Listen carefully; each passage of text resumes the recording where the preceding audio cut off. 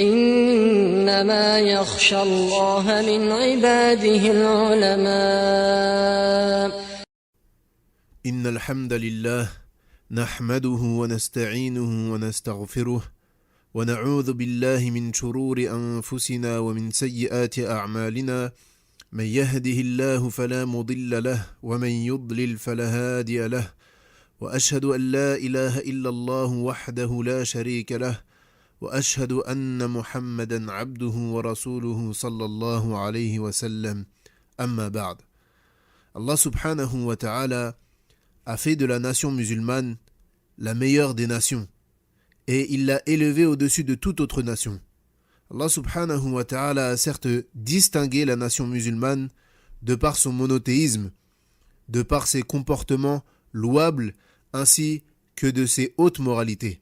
Cette religion tout entière est basée sur la soumission exclusive du Tout-Puissant subhanahu wa ta'ala. Parmi les fléaux qui ont touché notre communauté, le fait de s'associer aux mécréants à l'occasion de leurs fêtes, ou bien de nous-mêmes les célébrer.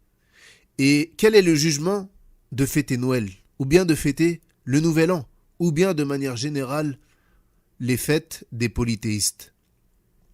Il n'y a aucun doute que le prophète sallallahu alayhi wa sallam n'a pas agréé pour nous le fait de célébrer les fêtes des mécréants, ou bien le fait de chercher à leur ressembler dans celle-ci.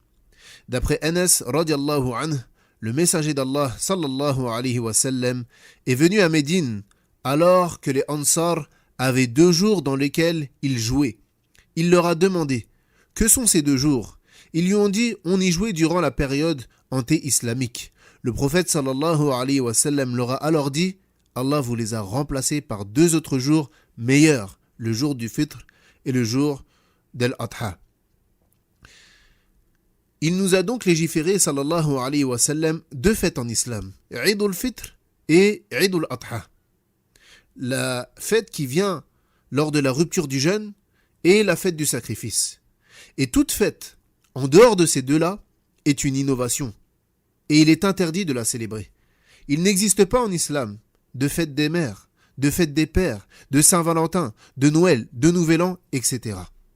Et il est triste de constater que certains musulmans attendent impatiemment ces fêtes et s'empressent de les célébrer, alors que dans le même temps, ils répètent au minimum 17 fois par jour اهدنا الصراط المستقيم صراط الذين أنعمت عليهم غير المغضوب عليهم ولا الضالين.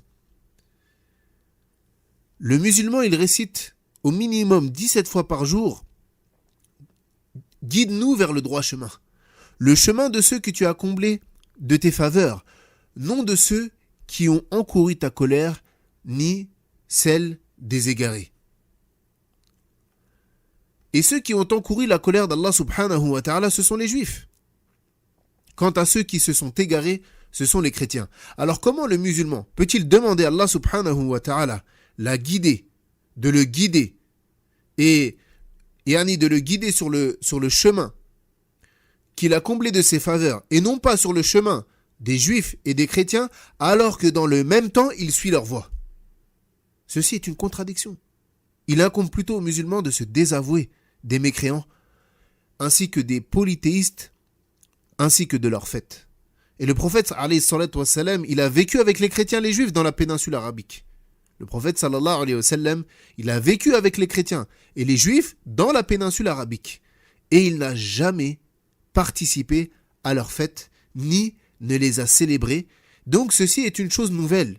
Et le prophète sallallahu alayhi wa sallam a dit wa iyyakum wa muhdathatil umur fa inna kulla muhdathatin bid'ah wa kulla bid'atin dalalah wa fi riwaya wa kulla dalalatin fin nar. Le prophète sallallahu alayhi wa sallam a dit prenez garde aux choses nouvelles en matière de religion, car toute nouvelle chose est une innovation et toute innovation est un égarement. Et dans une autre version, et tout égarement est dans le feu. Et où est donc passé l'honneur et la fierté des musulmans? Où est donc passé l'honneur et la fierté des musulmans? Ont-ils échangé la meilleure des voies pour une voie qui les mènera en enfer? Quel mauvais échange! Échangerais-tu le paradis contre l'enfer? Échangerais-tu la guidée contre l'égarement? Échangerais-tu la lumière contre l'obscurité? Ne raisonnes-tu pas? L'islam nous a appelés à nous différencier des associateurs et de ne pas leur ressembler. Le prophète sallallahu alayhi wa sallam a dit Al-Yahoud wa Nasara la tasburu fa khalifuhum. Les juifs et les chrétiens ne se teintent pas les cheveux. Différenciez-vous-en donc. Également il dit sallallahu alayhi wa sallam Khaliful mushrikin wa firrul liha wa ahful al-shawarib. Khaliful mushrikin wa firrul liha wa ahful shawarib. Différenciez-vous des idolâtres. Taillez vos moustaches et laissez pousser vos barbes. Ici, un ordre clair du prophète alayhi salatu wa salam de nous différencier des polythéistes. Et Omar ibn al-Khattab radiallahu anhu a dit n'apprenez pas le parler des non-arabes, ni la langue des non-arabes, et n'entrez pas dans leur sanctuaire le jour de leur fête, car la colère descend sur eux. Également, le prophète sallallahu alayhi wa sallam dit Man tashabbaha biqawmin fahuwa minhum. Quiconque ressemble à un peuple en fait partie. C'est-à-dire qu'il fera partie de ce peuple et sera ressuscité avec les membres de ce peuple le jour de la résurrection, qu'Allah nous en préserve. Quant au fait de participer à ces fêtes, cela se manifeste de plusieurs manières. Premièrement, le fait de préparer des repas à l'occasion de ces fêtes. Le fait de préparer des repas à l'occasion de ces fêtes.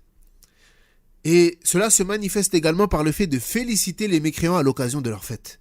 Et l'imam Ibn al-Qayyim rahimahullah ta'ala a dit quant à la félicitation à l'occasion des événements propres à la mécréance, elle est illicite de façon consensuelle. Il y a un consensus des savants sur cela. Comme le fait par exemple de les féliciter, les mécréants, pour leur fête et leur jeûne en leur disant que cette fête te soit bénie ou sois heureux avec cette fête ou bien bonne fête. Ces paroles, celui qui les dit, s'il aurait failli à la mécréance, il sera sans aucun doute tombé dans un acte faisant partie des péchés. Et c'est pareil que de féliciter les mécréants que de se prosterner devant la croix. Voire c'est un péché plus grave et plus abominable auprès d'Allah que de féliciter quelqu'un ayant bu du vin, ou tué une vie, ou ayant forniqué et ainsi de suite.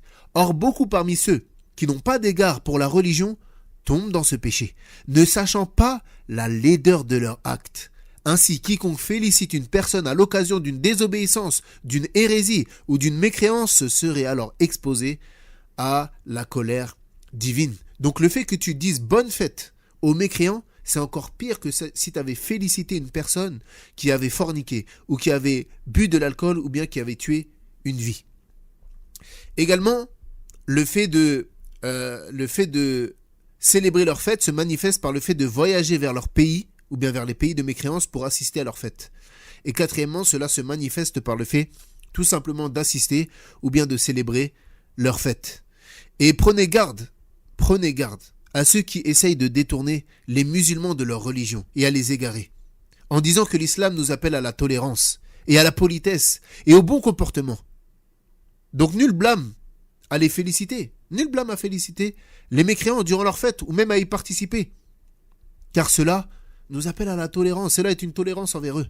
Prenez garde à ces paroles-là, car certes l'islam nous appelle au bon comportement et au bon caractère, mais tout musulman à l'unanimité est d'accord sur le fait qu'attribuer un enfant à Allah subhanahu wa ta'ala est une abomination et un grand péché. Car certes Allah subhanahu wa ta'ala a dit Qul huwa Allahu ahad, Allahu samad, lam yalid wa lam yulad wa lam yakul lahu kufuwan ahad.